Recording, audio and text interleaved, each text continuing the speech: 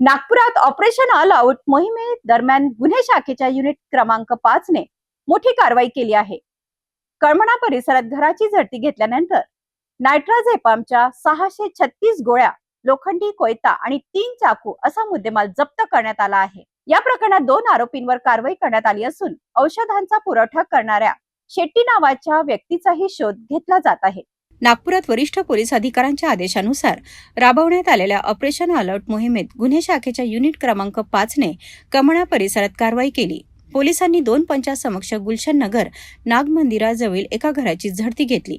या झडतीमध्ये नायट्राझेस्कॅन 10 and नायट्राझेपाम tablet IP या औषधाच्या एकूण 636 गोळ्या आढळून आल्यात.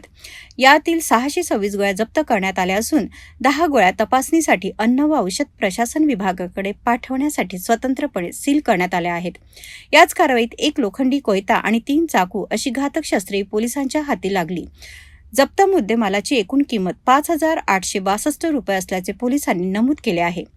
या प्रकरणी संतोष उर्फ मामा उर्फ कुबडा राजूदास यादव वय 31 वर्ष याला ताब्यात घेण्यात आले आहे. त्याचा भाऊ सुमित राजूदास यादव वय 25 वर्ष हा पाहिजे आरोपी असल्याचे पोलिसांनी नमूद केले आहे.